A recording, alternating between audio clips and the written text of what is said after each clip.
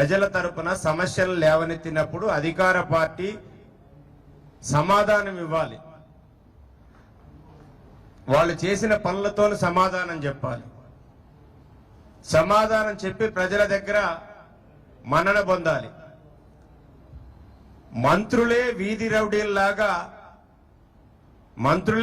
రౌడీల్లాగా సవాళ్ళు ఇస్తున్నారు. ఒకడు మంత్రి కేబినెట్ మంత్రిలో ఉన్నాడు, నేను మీ తెలంగాణ భవన్కి వస్తా అంటాడు.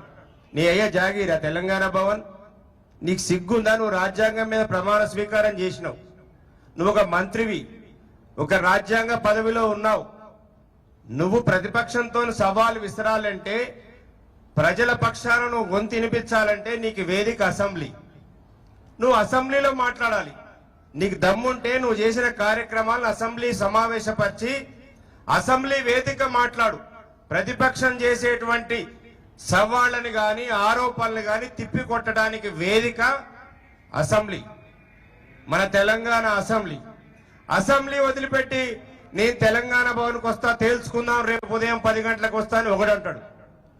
నేను అమరవీరుల స్థూపం దగ్గరికి వస్తానంటాడు. ఇదేమైనా వీధి రౌడీల పోరాటమా? మీకు కనీసం మంత్రులు అనేటువంటి సోయన్న ఉందా మీకు?